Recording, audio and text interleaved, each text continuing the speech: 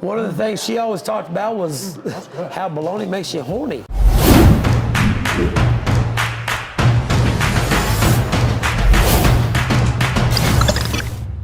What's up, it's Luis from America's Best Restaurants, and we travel the country coast to coast to find the places where you need to eat at on a weekly basis. So today we're in Maysville, Kentucky, at a restaurant called Taters Tavern. So we're gonna talk to the owner, Kevin. We're gonna get some really cool items like their pizza, their thin crust pizza, and a couple more things. And I know you're hungry because you're watching this, so why don't you come with me? Let's go check it out. You drive me crazy like no one else. The final moment before I lose myself. And it's no use working 9 to 5 if you want more than to stay alive. So come on over, we can make it through. Take my hand, I know just what to do. All right, everybody, so we are inside Taters Tavern. And of course, we have some food, but before we get to the food, we gotta get into the story. So we're here with Kevin and Jaylee. So, Kevin, tell me, how did you get into the restaurant industry? Because you did something totally different before. Totally different. So I was a bartender in Cincinnati in my early 20s. Okay. Ended up being a business development manager for a chemical company out of Atlanta. But then COVID kind of took care of my job. I had an opportunity to buy a bar, and it was kind of a rundown old bar, but we wanted to rebrand, remake the place, and dress it up, have a good time with it.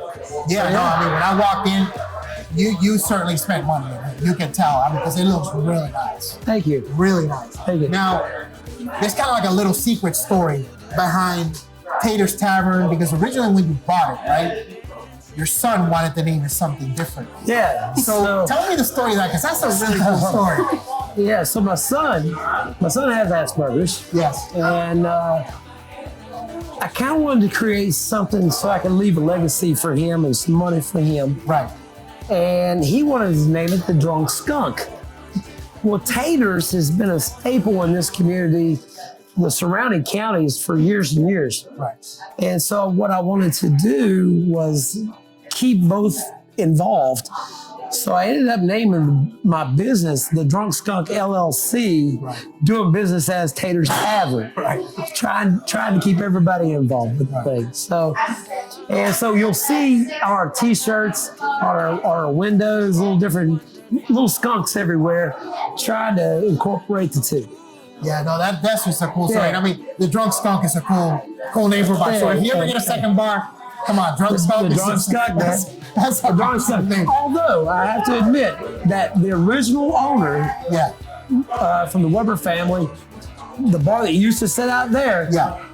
was called the Goose House. I mean, what better name for a bar than the Goose House? I mean, come on, you know, Goose House, come on. It's a great name. Cornhole boards. I hand painted cornhole boards. Yeah. We would have them out here during the summertime. People would just sit there and play. We're a real family-oriented place. So let me ask you this: when you bought it, you decided to remodel the whole thing. Yeah. What was your main idea behind how you set it up the way it is now? Well, that's kind of an interesting story as well.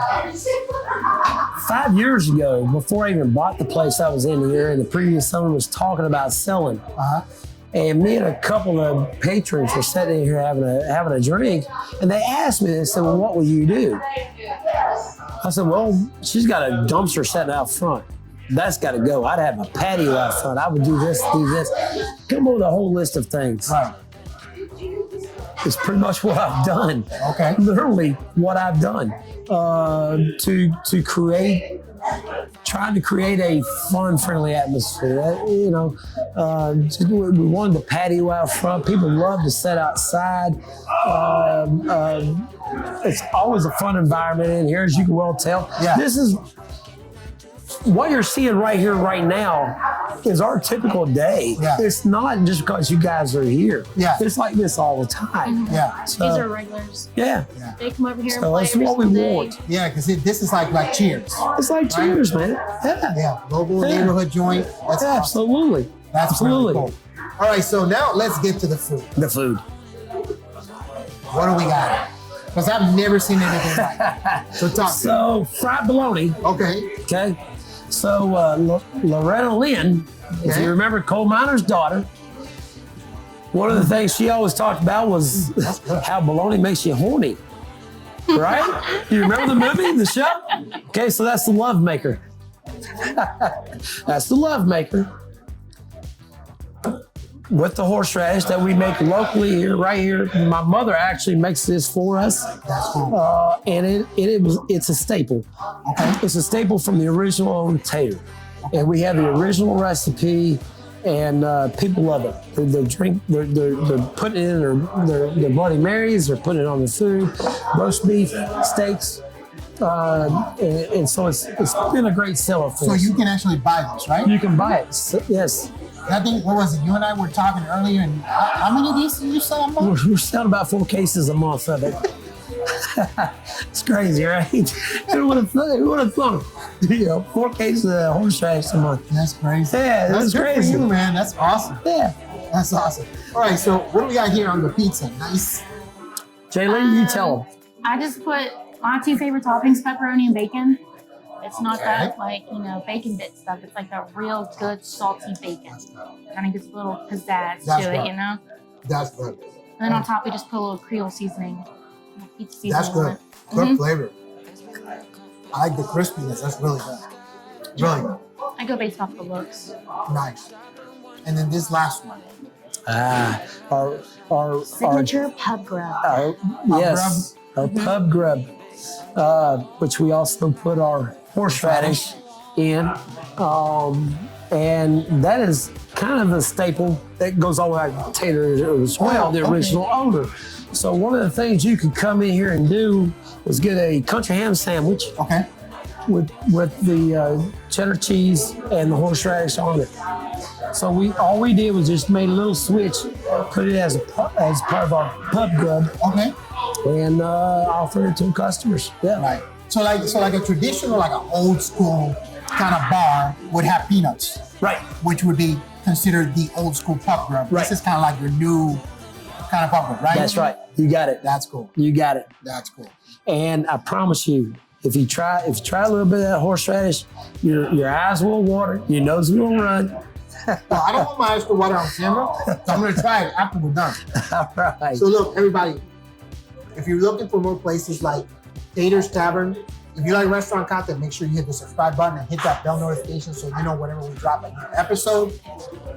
So now, how can people find out more information about your restaurant? So we are Taters Tavern on Facebook.